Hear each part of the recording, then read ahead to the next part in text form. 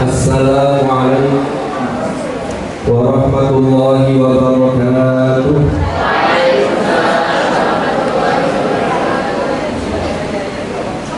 Hamdan liman qala fil Qur'anil Karim. A'udzu billahi minasyaitonir rajim. Huwa alladzi ba'atha fil ummiyina rasulan minhum yatlu 'alaihim ayatihi wa yuzakkihim wa yu'allimuhumul kitaba wal hikmah. Al-ayah. Salatan wa salaman ala habibina wa ala man qala adibu auladakum ala thalathi khisal hubbi nabiyyikum wa hubbi ahli baitihi wa qira'atil Qur'an. Fa inna hamalatal Qur'an fi dhillillah yawma la dhilla illa dhilluh ma'a anbiya'ihi wa asfiya'ihi. Amma ba'd, hadratal muhtaramin yang terhormat,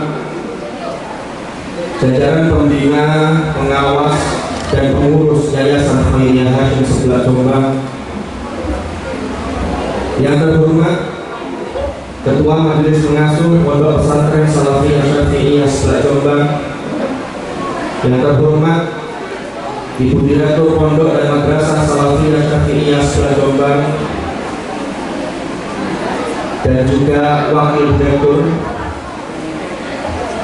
yang terhormat Kepala Madrasah Tsanawiyah Salafiyah Syafi'iyah beserta jajaran Wakil Kepala Madrasah, yang saya hormati para wali, wisudawan, wisudawati, yang saya hormati para dewan guru, para asatidz dan ustazah, dan tidak lupa anak-anakku semuanya, peserta wisudawan dan wisudawati, siswa-siswi kelas 9 Madrasah Tsanawiyah, dan juga wisudawan wisudawati binawar dan tahfidz. Alhamdulillah rabbil alamin. Pada siang hari ini kita bisa berkumpul di majelis ini. Mudah-mudahan ini adalah sebuah miniatur kelak kita dikumpulkan oleh Allah Subhanahu wa taala di surganya. Amin amin amin ya rabbal alamin. Para hadirin dan hadirat rahimakumullah. Ini terus terang saja, saya ini ketika tadi dipanggil itu seketika rasanya itu deg-deg, karena di sini ada banyak asatidz, ada guru-guru,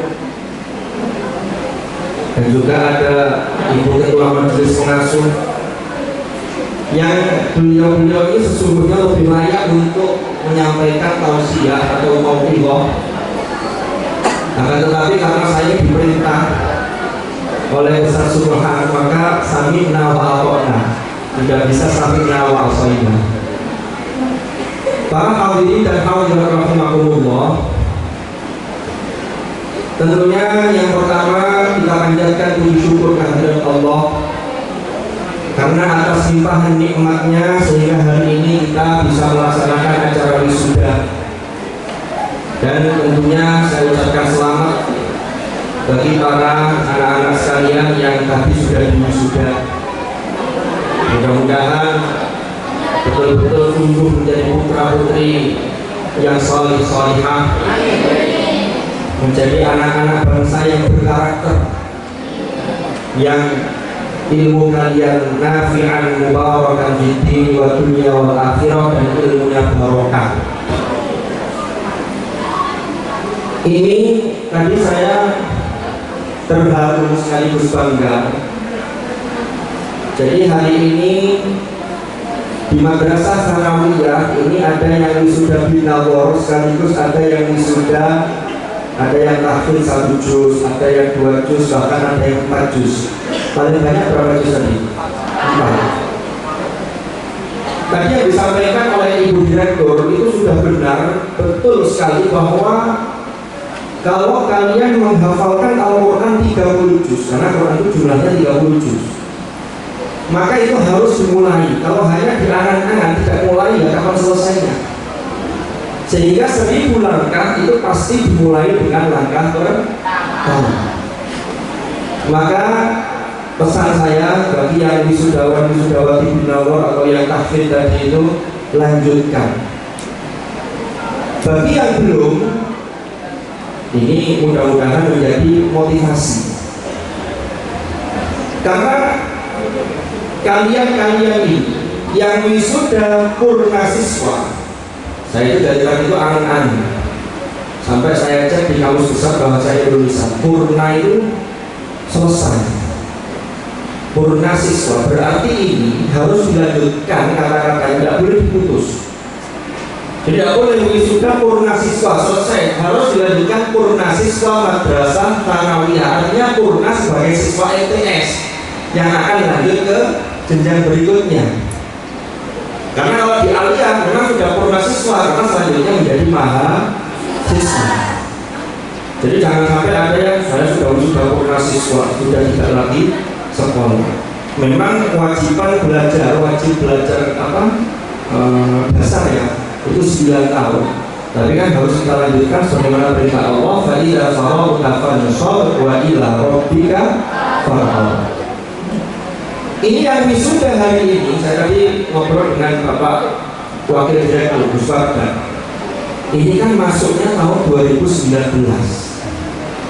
Kalian ketika kelas 7, ketika kelas 1 MTS atau kelas 7, itu ketika semester 2 baru setengah semester lalu terjadi pandemi dan harus lockdown. Maka pembelajaran menjadi daring. Lama tidak ketemu secara luring, jadi ketemunya hanya via daring.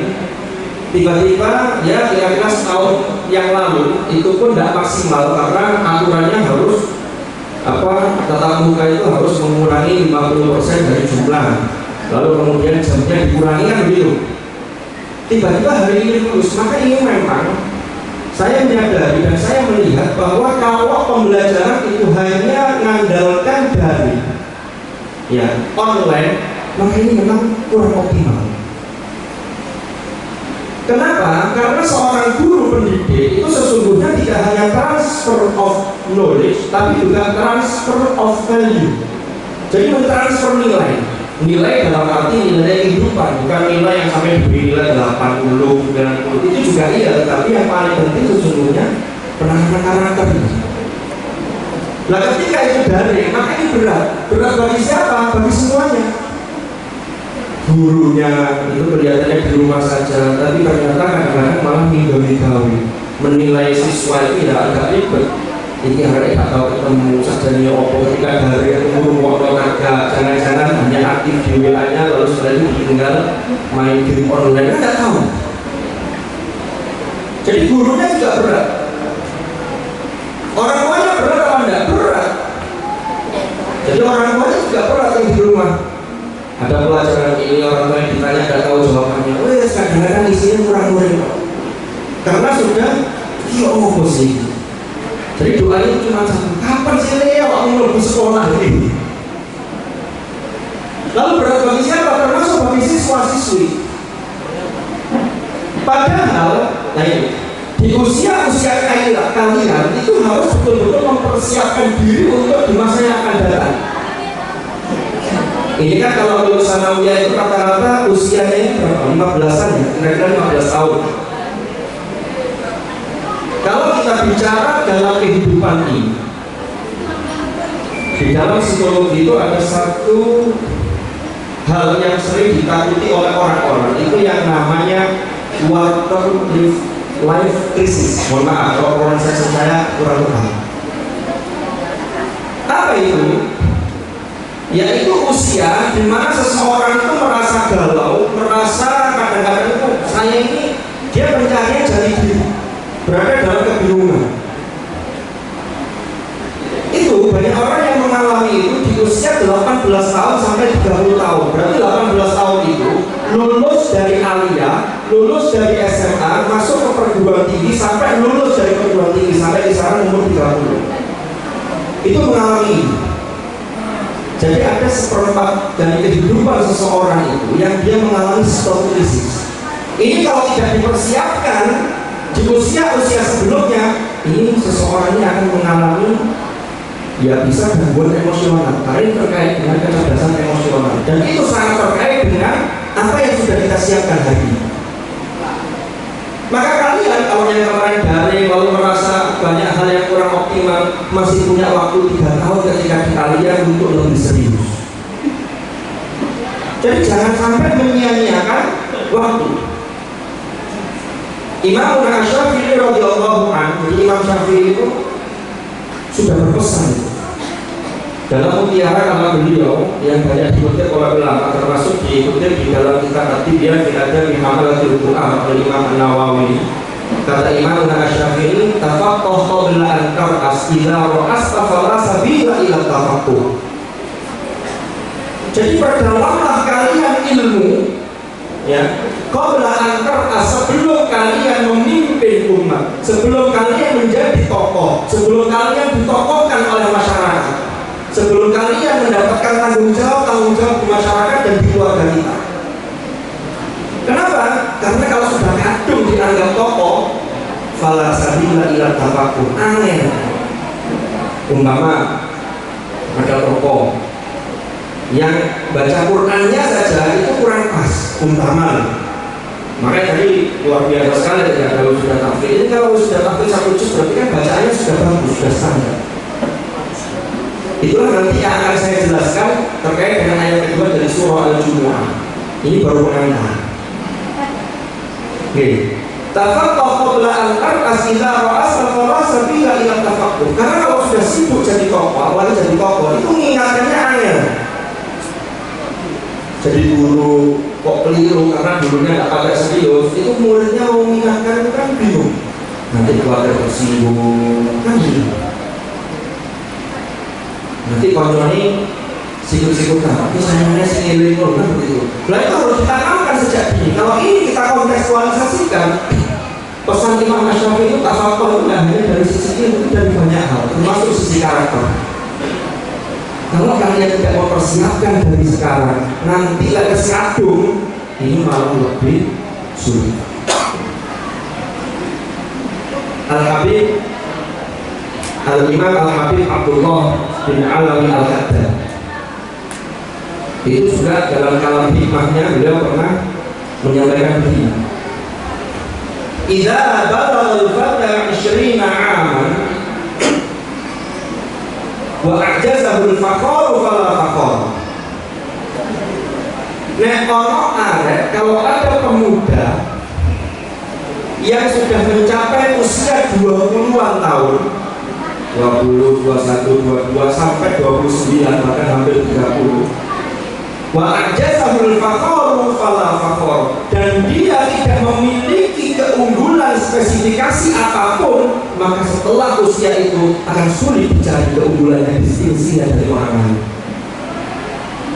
Makanya kesempatan bagi kalian. Saya kembali ke masalah psikologis tadi. Jadi kalau ada orang-orang yang mengalami krisis di usia-usia 18 sampai 30, ini karena tidak dipersiapkan dengan baik. Tapi saya yakin kalian yang belajar di madrasah Thanawiyah, walaupun kemarin kita semua diuji dengan pandemi, ini insya Allah punya kesiapan. Makanya tadi saya sampaikan, kalau memang belum optimal, Anda masih punya waktu 3 tahun ke depan untuk lebih serius dan mempersiapkan diri. Jadi sudah benar yang dilakukan oleh lembaga ini, para wali murid, para wali wisudawan dan wisudawati, bahwa Quran itu menjadi satu landasan yang luar biasa. Bahkan tadi Bapak Madrasah sudah menyampaikan juga, kita semua berharap agar madrasah ini betul-betul barokah dan anak-anak didik kita itu menjadi orang-orang yang Qurani, yang telah Al-Quran itu betul-betul memberikan syafaat. Iqra'ul Quran fa innahu ya'ti yawmal qiyamati syafi'an li ashabi. Rasulullah sallallahu alaihi wasallam sebagaimana Allah ceritakan di dalam surah Al-Jumu'ah ayat 2, itu memiliki beberapa tugas. A'udzu billahi minasy syaithanir rajim. Huwallazi ba'atsa fil ummiyyin rasulan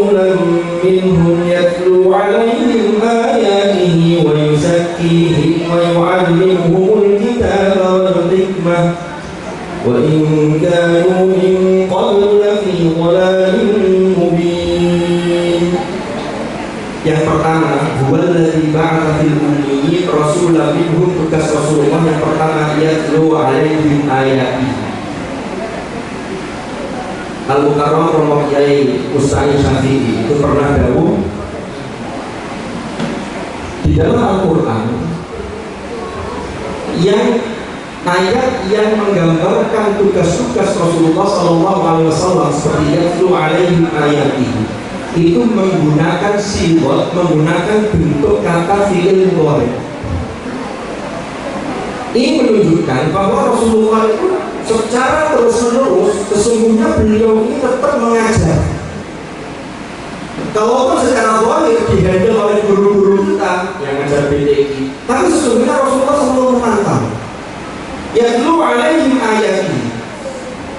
Tugas pertama apa? Yang disebutkan dalam surah Al-Jumu'ah ayat 2, yatlu 'alaihim ayatihi, yaitu membacakan kepada mereka umat al-ummiyyin, yaitu ayat-ayat Al-Quran. Maka kalau Al-Quran itu menjadi dasar, ini sungguh sangat tepat sekali. Apalagi tadi juga saya pikir hadis Rasulullah SAW, "Adibu auladakum ala talati hisali." Ya, hubbi nabiyikum wa hubbi ahli baitihi wa qiraatil Qur'an. Yang ketiga ini termasuk didiklah anak-anak kalian. Ya, para orang tua. Karena para orang tua itu kalau mendidik anaknya ini biasanya yang dasar, lalu kemudian setelah tingkat berikutnya dititipkan, bisa di pesantren, di sekolah. Karena kalau dididik orang tua saja, ini biasanya hasilnya kurang optimal. Kalaupun ada beberapa orang tua yang berhasil, tapi jumlahnya bisa dihitung jari. Makanya biasanya kalau kita lihat putra-putra kiai itu ada yang kalau putranya kiai dipondokkan ke sana, ini dipondokkan ke sini dan seterusnya. Jadi tidak dididik sendiri karena biasanya berbeda hasil. Tapi tetap yang dasar sudah diberikan. Yatlu 'alaihim ayatihi. Nah, kita lihat di situ menggunakan yatlu 'alaihim. Dalam tinjauan bahasa para hadirin dan hadirat, tala yatlu membaca Quran itu bisa menggunakan kosakata atau mufradat, bisa qara yaqra'u atau tala yatlu, tapi ada perbedaan. Memang ada at-tawadus, ada sinonim, tetapi ada sebagian ulama yang mengatakan bahwa sesungguhnya di Quran tidak ada tawadus. Kenapa? Karena setiap kata itu pasti sesuai, karena bahasa Arab punya al-farwa al-lughawiyah, kekayaan bahasa yang luar biasa, sehingga setiap kata itu mampu memunculkan makna-makna tersendiri dan khusus. Contoh, kalian yang sudah belajar bahasa Arab, para anak-anak yang wisudawan ini, antara jalasa dengan qa'ada itu sama-sama duduk, tapi beda penggunaan. Kalau jalasa itu duduk, tapi dari kondisi berbaring. Mari plesetan gitu ya. Duduk itu ijlis. Kalau dari berdiri itu qa'ada, uqud. Makanya ayatnya tentang ulul albab itu alladzina yadhkuruna Allaha qiyaman wa qu'udan wa 'ala junubihim, bukan qiyaman wa julusan, tapi qiyaman wa qu'udan. Nah, tala yatlu salah satunya, kalau qara yaqra itu membaca, tapi boleh jadi mari maca ya wis. Kalau tala yatlu itu levelnya lebih tinggi, baca dan dilaksanakan. Contoh, ada tulisan di tangga, alas kaki harap dilepas. Ada orang yang baca tapi digawe terus, berarti dia sudah qiraah tapi belum tilawah. Yang Allah tugaskan kepada Rasulullah, yatlu 'alaihim ayati. Jadi Rasulullah membacakan kepada mereka agar apa? Agar umat Rasulullah itu betul-betul memahami isi kandungannya dan melaksanakan ajaran yang ada di dalam Al-Quran. Terus lagi, tilawah itu apa? Tilawah itu termasuk, kalau kita lihat di dalam surah Al-Baqarah, alladzina atainahumul kitaba yatlunahu haqqa tilawah. Maka tilawah itu betul-betul bacaan itu mulia, dan yang dibaca itu dijaga betul tata cara bacanya dan seterusnya. Itu yatlunahu haqqa tilawah. Rasulan minhum walladzi ba'atsa fil ummiyyin rasulan minhum yatlu 'alaihim ayatihi.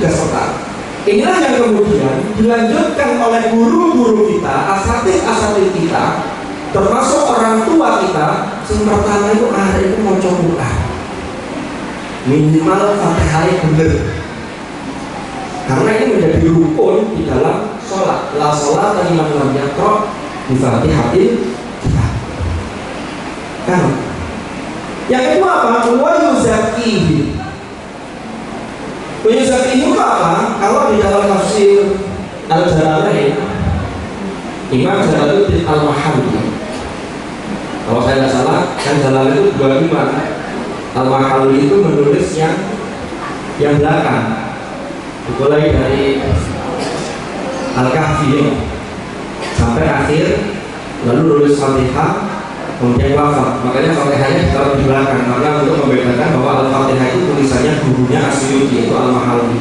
Dan itu oleh Imam As-Suyuti mulai dari juz 1 Al-Baqarah sampai Al-Isra akhir. Ditulis di pertengahan ini, di jalannya juz 1 yang ditulis oleh Imam As-Suyuti. Imam As-Suyuti itu nulis tafsir jalan itu mulai 1 Ramadan dan selesai 15 juz itu tanggal 10 Syawal. Jadi 40 hari itu nulis tafsir. Kalau kita ngaji tafsir jalan sekian tahun nggak hafal-hafal. Padahal penulisnya yang As-Suyuti itu 40 hari nulis di sana. Nah, wa yuzakkihim ay yutahhiruhum minasyirki. Itu kalau tafsir jalan.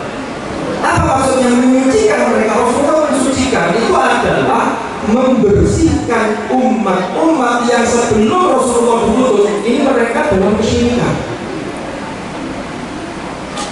Kalau kita kontekstualisasikan wa yuzakkihim itu apa? Tugas guru adalah setelah yatlu 'alaihim ayatihi wa yuzakkihim adalah guru itu menanamkan pendidikan karakter. Inilah yang tadi saya sampaikan. Ini ketika daring tidak kita dapatkan. Internet bisa memberikan wawasan apapun kepada kita. Bahkan kadang-kadang kita belum mampu untuk memfilter. Semua diambil. Soalnya yang dari internet yang Mbak Google sudah rekomendasikan itu mesti benar. Padahal belum tentu. Siapapun bisa menulis di internet. Bahkan kita nggak tahu ini latar belakang afiliasinya ini apa, gerakannya apa, dan seterusnya kita nggak tahu. Dan ini yang menjadi PR. Nah, koizaki. Maka alhamdulillah, mudah-mudahan setelah ini betul-betul sudah selesai pandemi ini, sehingga tatap muka bisa dilaksanakan, sehingga disinilah guru-guru kita, asatidz kita betul-betul bisa melakukan bagaimana koizaki. Lalu yang ketiga, wa yu'allimuhumul kitab. Rasulullah Shallallahu Alaihi Wasallam itu setelah membacakan Al-Quran, kenapa yang didahulukan tadi membacakan? Karena soalnya tadi itu moco itu harus benar-benar pas. Baru isi kandungannya digali wa yu'allimuhumul kitab. Maka muncullah aneka pelajaran yang ada dalam mapel-mapel yang kalian pelajari. Nanti semakin ke atas, maka bismillah kita akan mengambil satu spesifikasi sehingga seseorang itu menjadi kompeten di bidang apa, ya, expert di bidang ini, sampai kemudian kalau mencapai pada jabatan akademik tertinggi yaitu profesor, itu sampai pada satu bidang ilmu apa. Makanya dulu Kiai Marzuki Mustafa yang ketua PWN itu ketika saya jadi mahasiswa beliau itu pesannya begini: uang itu, sing api itu ngerti akeh tentang titik timbangan yang ngerti titik tentang akeh. Satu lebih mendalam, yang lain-lain, sehingga Anda punya spesifikasi. Wa yu'allimuhumul kitab wal hikmah. Nah, setelah kita mengkaji Alkitab, jadi isi kandungannya kita belajar ilmu luar biasa, maka disitulah kita mendapatkan hikmah. Rasulullah mengajarkan wa yu'allimuhumul kitab wal hikmah. Apa hikmah? Hikmah itu kalau dalam kamus besar bahasa Indonesia itu makna yang pertama setidaknya ada 6 atau 7 arti. Makna yang pertama adalah kebijaksanaan dari Allah. Termasuk ada beberapa makna. Kita ini sering meningkatkan hikmah. Contohnya apa? Ketika ada teman kita curhat ke kita, masalahnya begitu, nasihatnya itu singkat, sing sabar untuk orang hikmah. Kadang-kadang itu bingung, aku sih hikmah ini. Ya. Nanti jangan dijawab, oh hikmah itu salah satu nama guru di Desa Salon. Itu hikmah sebenarnya. Saya ingin memberi gambaran sedikit yang mau. Dulu Profesor Imam Supayogo itu pernah menggambarkan satu analogi yang mudah dicerna. Hikmah itu adalah seseorang ketika mampu mengambil pelajaran setelah dia mendapatkan pengalaman, mendapatkan pengajaran, mendapatkan pendidikan, mendapatkan ya pokoknya ilmu-ilmu yang lain, dia bisa mengambil satu hal yang itu tepat dan bijak. Gambarnya begini. Pernah suatu ketika ada sebuah negeri yang dipimpin oleh seorang raja yang punya kekuasaan luar biasa. Kebetulan raja itu, ya sesungguhnya di dunia tidak ada yang kebetulan. Tapi kita sering mencapai kebetulan itu secara nisbi. Kebetulan raja tersebut itu satu matanya itu tidak bisa melihat. Jadi mata yang kiri itu selalu terpejam karena kalau nggak bisa melihat itu sudah bawaan sejak lahir. Tapi kekuasaannya luar biasa, kekayaannya luar biasa, kerajaannya luar biasa. Sampai akhirnya raja ini ingin ya apa caranya saya itu biar dikenal orang yang datang ke sini sekaligus rakyat saya itu betul-betul tahu bahwa saya itu raja di sini. Maka dia punya konsep ingin digambar di pintu masuk gerbang yang menjadi wilayahnya daerahnya raja itu, ingin digambar raja yang besar, raja ini digambar secara besar-besar. Akhirnya dibikinlah sayembara.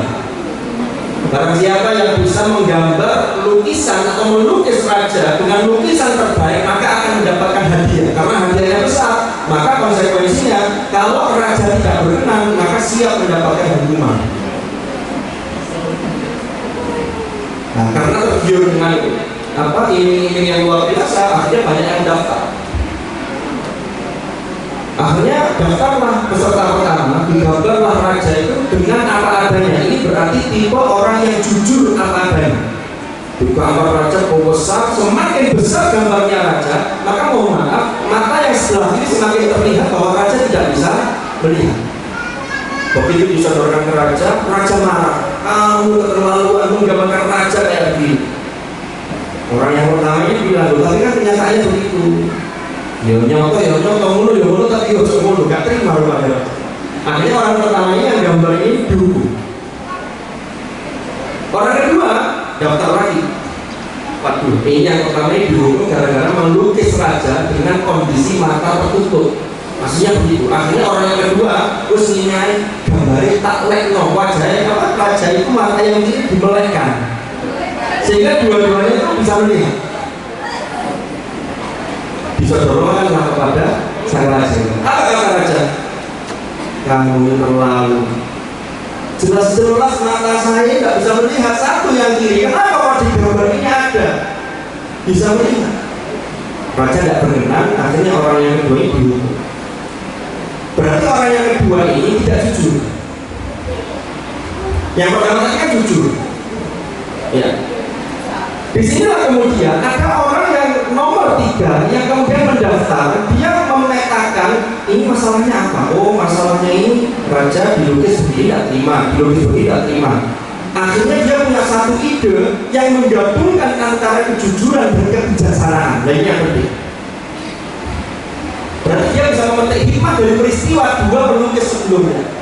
Akhirnya dia mendapatkan informasi ternyata raja itu hobinya itu berburu binatang di hutan. Nah, orang berburu itu kan biasanya bawa satu senapan yang panjang. Yang senapan itu kalau orang mau nembak itu mesti merun cc. Kalau mau nembak itu mulai karoi, titis, ya titis kalau nembak kan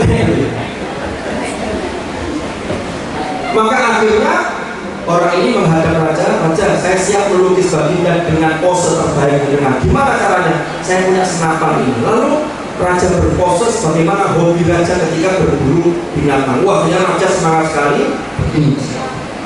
Ya yang ini ya nggak usah dimeremkan, sudah merem karena memang nggak bisa melihat, akhirnya dilukislah oleh pelukis yang nomor 3 tadi, jadilah lukisan yang baik dan raja merasa puas. Inilah orang yang bisa mengambil hikmah, dan dia memadukan jujur dengan bijak. Yang ini, wa yu'allimuhumul kitaba wal hikmah. Para hadirin dan hadirat rahimakumullah. Maka dari itu, saya jadi teringat suatu ketika, jadi orang yang ahli hikmah itu memang luar biasa. Termasuk saya sebelum cerita yang lain, Allah berfirman dalam surah Al-Baqarah ayat 269 itu, yu'til hikmata man yasha wa man yu'tal hikmata faqad utiya khairan katsiran wa ma yadhakkaru illa ulul albab. Ya walaupun di situ mufassirin berbeda menafsirkan hikmah itu apa, karena di Al-Qur'an hikmah itu bisa diartikan ya kalau di dalam tafsir Ibnu Katsir itu wa yu'allimuhumul kitaba wal hikmah. Hikmah itu adalah termasuk apa-apa yang terkandung, termasuk kandungan hukum yang ada dalam Al-Qur'an. Karena semua hukum yang ada dalam Al-Qur'an itu mengandung kebijaksanaan Tuhan. Ada yang menafsirkan wa yu'allimuhumul kitab, Al-kitab ayat Al-Qur'an, Al-hikmah yaitu hadis-hadis Rasulullah sallallahu alaihi wasallam, sunnah nabawiyah. Nah, tapi menggabungkan dari itu, maka makna hikmah yang kita ambil yang tadi. Suatu ketika, salah satu khalifah dinasti Abbasiyah yang namanya Al-Ma'mun. Kita tidak usah bicara mengenai Al-Ma'mun ini biologinya apa, karena Al-Ma'mun ini Mu'tazili. Ya. Tapi Al-Ma'mun ini dia punya konsen terhadap ilmu pengetahuan luar biasa. Termasuk perkembangan ilmu pengetahuan ketika Al-Ma'mun itu membangun perpustakaan di Baghdad. Tapi Al-Ma'mun itu melihat anaknya yang sesungguhnya oleh dia digadang-gadang sebagai putra mahkota walaupun tidak jadi khalifah, karena berikutnya adiknya yang kemudian keponakannya yang kemudian sempat jadi khalifah. Dia ini susah karena ini putra mahkota, gak bisa ngomong itu terus ngomong. Nah kita sebagai orang tua itu harus menganggap anak kita sebagai putra mahkota. Kenapa? Karena yang meneruskan untuk diilahi kalimat ilahi siapa kalau tidak putra putri kita? Makanya panjenengan ketika menyekolahkan putra putri di madrasah ini insya Allah pilihan yang tepat dan insya Allah mudah-mudahan diridhoi oleh Allah. Apalagi lanjut ke madrasah Aliyah. Apalagi yang sudah diumumkan semua wisudawan mendapatkan betul. Jadi hari iya. Ya semua wisudawan kalau melanjutkan di Aliyah mendapatkan fasilitas sebagai siswa-siswi Aliyah, tentunya dengan memenuhi haknya dan kewajibannya masing-masing. Memenuhi kewajibannya masing-masing. Khalifah Al-Ma'mun ini memanggil ahli hikmah. Ini kembali ahli hikmah, orang yang bijak. Kata Khalifah Al-Ma'mun begini, "Iki anakmu iki opo iki?" Dia makna. Karena kadang-kadang itu ujiannya bagi putra mahkota, apalagi seorang raja yang beneran khalifah, itu kadang ujiannya ini anaknya pemalas. Kadang-kadang. Tapi kalau putra putri bapak ibu semua kan insya Allah sergap, kecuali yang belum sergap. Maka yang belum sergap masih punya waktu 3 tahun ke depan sebelum masa mengalami quarter life crisis. Tadi yang sudah sampai di awal. Jangan sampai Anda mengalami lulusan sanawiyah aliyah sebelah itu jangan mengalaminya karena sudah harus dipersiapkan. Dan itu sinerginya harus 3. Bagaimana lembaga yang di dalamnya ada guru-guru yang luar biasa, bagaimana orang tua yang juga mendoakan, mensupport dan lain sebagainya, dan bagaimana siswa dan siswi yang bersangkutan. Kalau ada satu, apalagi siswa-siswinya yang sebagai pelakunya, fakilnya ini bermasalah, maka ya berat. Maka ini penting sekali. Saya lanjutkan. Dari Pak Al-Ma'mun kemudian bertanya kepada ahli hikmah ini, kira-kira apa yang harus saya lakukan terhadap anak saya ini? Apakah hanya saya tinggal di harta atau bagaimana? Ternyata nasihat ahli hikmah itu yang pertama. Yang pertama adalah seorang anak itu paling tidak harus ilmun ya'ishu bihi. Apa itu ilmun ya'ishu bihi? Yaitu seorang anak itu harus diupgrade, harus punya ilmu yang dengan ilmu itu ya'ishu bihi, itu maknanya bisa begini. Ilmu sehingga manfaat minimal untuk dirinya. Dia tahu ini baik, ini benar, maka dilakukan. Dia tahu ini tidak baik, maka dijauhi. Itu berarti ilmu ya'ishu bihi. Atau bisa jadi maknanya begini, ilmu ya'ishu bihi, orang yang punya ilmu dan dia tahu betul karena ilmunya manfaat, lalu ilmu itu memberikan sesuatu yang positif bagi dia, sehingga dia tidak khawatir untuk menjalani kehidupan ini karena dia punya ilmu. Orang yang punya ilmu dijamin yarfa'illahu alladhina amanu minkum walladzina utul ilma darajat. Nah ini tadi saya ngobrol sama Pak Kaki. Ini spasinya ini gak jadi ojo disik. Walladzina utul moro-moro disori al-ilma. Tapi ada harus satu. Ya. Walladzina utul. Jadi kalau orang tidak tahu baca moro-moro apa al-ilma darajat. Padahal ada yang kecil di atasnya. Diangkat derajat. Jadi ilmu yang isyuti. Kalau akan jenengan punya putra putri, maka yang pertama yang tertanam, ya apa caranya anak ini jadi anak yang berilmu. Caranya apa? Sekolah, mondok.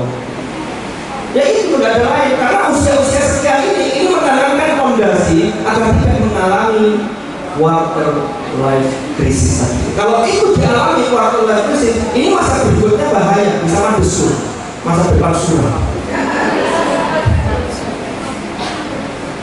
Jadi yang pertama ilmu ya'ishu bihi, ini penting sekali. Sampai-sampai kalau kita lihat lebih jauh, safar yang diperintahkan oleh Allah, bepergian yang diperintahkan itu adalah bepergian untuk tafakkur. وَمَا كَانَ الْمُؤْمِنُونَ لِيَنْفِرُوا كَافَّةً فَلَوْلَا نَفَرَ مِنْ كُلِّ فِرْقَةٍ مِنْهُمْ طَائِفَةٌ لِيَتَفَقَّهُوا فِي الدِّينِ وَلِيُنْذِرُوا قَوْمَهُمْ إِذَا رَجَعُوا إِلَيْهِمْ لَعَلَّهُمْ يَحْذَرُونَ. Jadi penting sekali. Jadi panjenengan mas-mas, mbak-mbak yang wisuda hari ini, kalau ada yang dari luar Jawa, luar pulau, lalu sekolah ke sini, ini setiap perjalanan itu diganjar diberi pahala oleh Allah. Man salaka thariqan yaltamisu fihi ilman sahhalallahu lahu thariqan bihi ilal jannah. Jadi dimudahkan oleh Allah dalam menuju surga, menunggu manfaat ilmu. Lalu yang kedua, apa kata ahli hikmah? Nek Amel sudah berusaha menuntut ilmu tapi waktu angel, maka paling tidak yang kedua. Apa itu yang kedua? Fa'adamun yata'alla bihi bainan nas. Yang kedua itu arah itu, nek gak pandai pintar, maka jangan sampai kehilangan yang kedua. Apa itu? Punya etika. Fa'adamun yata'alla bihi bainan nas, yang dia berhias dengan adab itu ketika dia berinteraksi dengan masyarakat, ketika berinteraksi dengan orang-orang yang lain. Rek, romokno sing sudai iki gawe sampean. Ya. Fa'adabun yata'alla bihi bainan nas, ini penting sekali. Orang arek pinter tapi akhlaknya apik, di masyarakat Anda masih dipandang oleh orang. Arek iku lho, Masya Allah, akhlaknya luar biasa. Ngerti unggah-ungguh, bisa memposisikan diri. Tapi pinter kan dulu unggah-ungguh, mesti ada sayangnya. Sajane arek pinter, tapi ngeri. Tapi nek api itu sih gak enak. Nek api sih enak. Api gak enak. Jadi yang kedua kata ahli hikmah ketika menasehati khalifah al-Maghfur karena meminta nasihatnya itu, gak ada dunia tahalla bihi bainan nas. Kalau bisa dua-duanya dipadukan, ini yang luar biasa. Ya. Lalu yang ketiga apa? Yang ketiga dikatakan oleh ahli hikmah, malun yasturu. Malun yasturu itu apa? Harta yang bisa menutupi dia. Maka orang uang suki, anaknya kakak pintar, umama loh ini, tapi di sini tidak ada. Unggal-unggal tak partai, tapi loman. Maka loman itu jerogan menutupi aibnya dia. Ada itu saja kak pintar loh, kak dulu, loman itu kan lumayan. Makanya kalau bisa, walaupun kita bukan putra mahkota seorang raja, tapi anggaplah kita adalah putra mahkota dari orang tua kita, karena orang tua kita ini berharap ke siapa?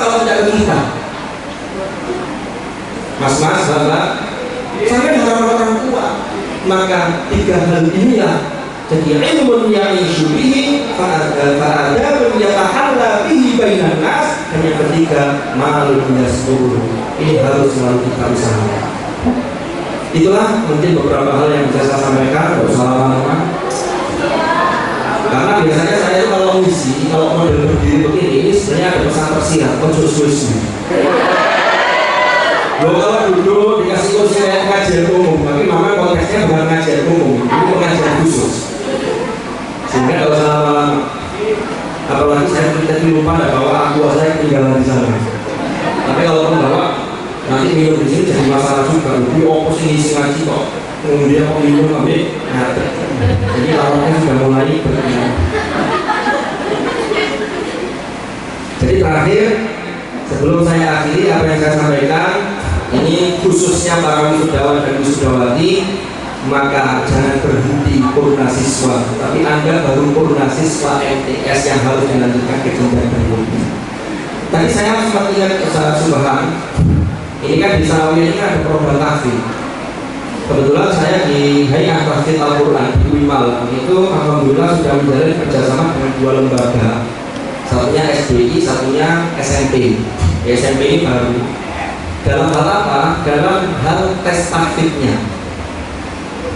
Nah nanti kalau Sanawiyah sebelah mau berkenan untuk pengembangan kelembagaan itu bisa melakukan kerjasama. Nanti apa fungsinya yang dari sana ke sini, apa teman-teman yang sini ke sana, sekali itu jalan-jalan bisa timpak. Itu untuk diuji. Jadi yang 4 juz itu diuji. Sehingga nanti ketika wisuda itu tidak hanya simbolis, tapi bisa uji pabrik. Mana sih yang 4 juz coba sih dites itu siap. Dan nanti akan dikeluarkan sertifikat termasuk oleh kerjasama di antara dua lembaga ini, oleh Hayat Tahfidz Al-Quran UI Maulana Muhammad. Ternyata kemarin untuk itu termasuk penghargaan yang cukup bagus. Ketika dari SD mau masuk ke Sanawiyah atau ke SMP itu masuk ke sekolah favorit itu ternyata cukup dipertimbangkan karena sertifikatnya itu kan ada topnya itu kan ada Kementerian Agama, ada UI-nya, ada HTI. Nah, saya tadi kok kepikiran kalau kita untuk mengembangkan dan meningkatkan kualitas sehingga akan siap diuji oleh orang lain bukan diri kita sendiri. Lalu kemudian uji pabrik ini insya Allah akan bisa memberi motivasi kepada yang lain secara lebih baik. Ini mungkin tambahan-tambahan dan saya mohon maaf sekali lagi para wisudawan dan wisudawati lanjutkan karena perjalanan kalian akan masih panjang. Fa'idha farauta fansab wa ila rabbika farghab. Memahami ayat ini dimulai di endingnya dulu, farghobnya dulu dikuati. Punya tekad dulu, yang tekad itu harus dicantolkan pada Allah, itu harus kuat. Ya, farghobnya. Kalau farghobnya ada, maka fansabnya Anda tidak gampang mengeluh. Dan insya Allah semuanya tidak sampai terkena quarter life crisis. Mungkin bermanfaat, kurang lebih mohon maaf. Hadanallahu wa iyyakum ajma'in. Al-afwa minkum. Assalamualaikum warahmatullahi wabarakatuh.